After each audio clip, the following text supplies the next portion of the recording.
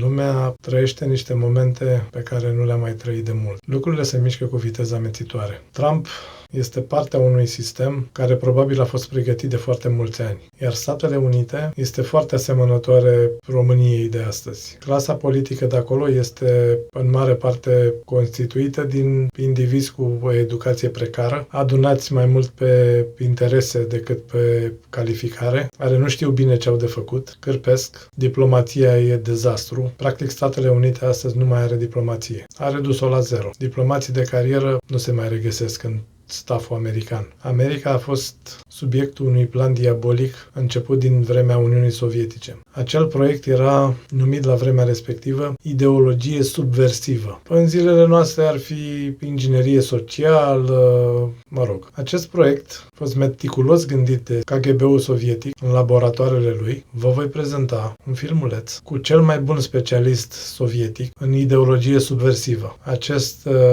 domn a defectat și s-a stabilit în Statele Unite. Acolo a dat niște interviuri. Deci vă rog, urmăriți până la sfârșit. O să fie foarte interesant. Revenind la ce spuneam, KGB-ul a lucrat la foc continuu la dezbinarea Americii și în cea mai mare parte a reușit. Ei au început acest proces, după poporul american l-a continuat. Vă sună cunoscut, așa este? Da. Cu ceva luni în urmă, trimiși ai Statelor Unite și Rusiei se întâlneau la Geneva să discute posibile scenarii în legătură cu Ucraina. Aceste întâlniri s-au repetat. Umblă vorba că, în paralel cu summitul de la München, acești trimiși dezbăteau la Geneva soarta Ucrainei. Așa deci, este foarte probabil ca lucrurile să fi fost începute cu ceva vreme în urmă. Undeva anul trecut, prin media, au apărut ceva informații, cum că niște trimiși s-ar fi întâlnit pe undeva. Știrea a trecut neobservată. Nu era ceva de interes. Acum încep piesele de puzzle să fie puse la un loc. Începe imaginea să capete contur. Întrebarea e ce au vorbit acești oameni. Și de aici apare și discuția cu cererea lui Putin ca România și Bulgaria să fie scoase din NATO. Deci ca aliniamentul NATO să se întoarcă la versiunea din 1997. Lucru care nu cred că e posibil. Interesele sunt multe. Resursele planetei sunt limitate. Cine pune mâna pe mai mult, poate produce mai mult. Poate sta în topul economic al planetei. Și în același timp își poate exercita influența. Dacă stăm să ne gândim bine, și noi în România avem ceva resurse. Resurse pe care Trump ar vrea să le ia mai mult fără bani, că doar el e Trump cel mare. De aici și fixația lui Trump cu liderii și partidele suveraniste. El și-ar dori în toate țările europene să aibă instalați lideri asemănători lui, care nu fac parte din acel sistem, între ghilimele. Lucru care nu este deloc adevărat, pentru că toți acești antisistem sunt, în principiu, partea sistemului de acum 20 de ani sau 30 de ani. Cumva există o interconectare de-a lungul timpului. Retorica americană este clară, piciorul pe gât și faceți ce vă spun. Acum rămâne de văzut cum ne vom descurca. Europa a înțeles despre ce e vorba. Nemții se pare că au înțeles și ei, ca dovadă că au demonstrat pe străzi împotriva AFD-ului. O să vedem. Emmanuel Macron a devenit liderul de facto al Europei. Este, practic, cea mai mare putere militară din Uniunea Europeană. Și să sperăm că își poate asuma acest rol și pe mai departe, pentru că suntem puși în fața faptului că americanii nu vor să ne mai asigure securitatea, pur și simplu. Fie că va fi o retragere graduală, ceva trebuie pus în loc. Și în niciun caz nu avem voie noi ca europeni să cedăm în fața rușilor. Asta nu trebuie să întâmple. Dar toate la vremea lor. Vă doresc toate cele bune și vă las în compania specialistului KGB în ideologie subversivă. Vizionare plăcută. Ideological subversion is the slow process which we call either ideological subversion or active measures, activные мероприятия in the language of the KGB, or psychological warfare. What it basically means is to change the perception of reality of every American to such an extent that despite of the abundance of information, no one is able to come to sensible conclusions in the interests of defending themselves, their families, their community, and their country. It's a great brainwashing process which goes very slow, and it's divided in 4 basic stages. The first one being demoralization. It takes from 15 to 20 years to demoralize a nation. Why that many years? Because this is the minimum number of years which requires to educate 1 generation of students in the country of your enemy, exposed to the ideology of the enemy. In other words, Marxism-Leninism ideology is being pumped into the soft heads of at least 3 generations of American students without being challenged or counterbalanced by the basic values of Americanism, American patriotism. The demoralization process in the United States is basically completed already.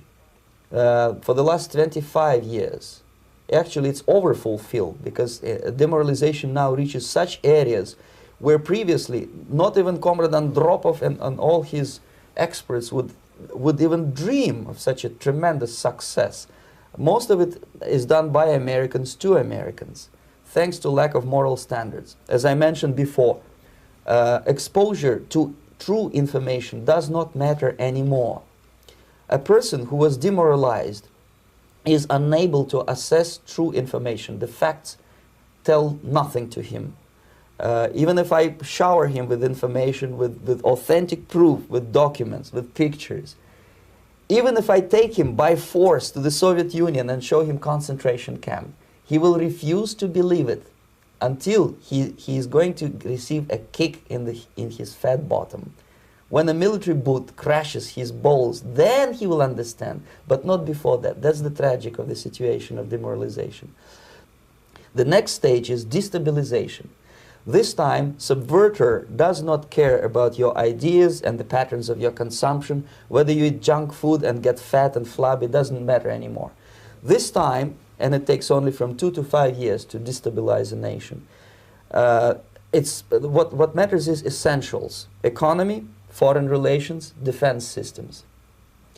And you can see it quite clearly that in some areas, in such sensitive areas as defense and economy, the influence of Marxist-Leninist ideas in the United States is absolutely fantastic. I could never believe it 14 years ago when I landed in this part of the world, that the process will go that fast. The next stage, of course, is crisis. It may take only up to 6 weeks to bring a country to the verge of crisis. You can see it in Central America now.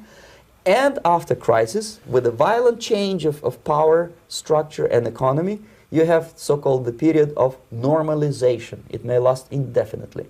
Normalization is a cynical expression borrowed from Soviet propaganda. When the Soviet tanks moved into Czechoslovakia in '68, Comrade Brezhnev said, "Now the situation in brotherly Czechoslovakia is normalized."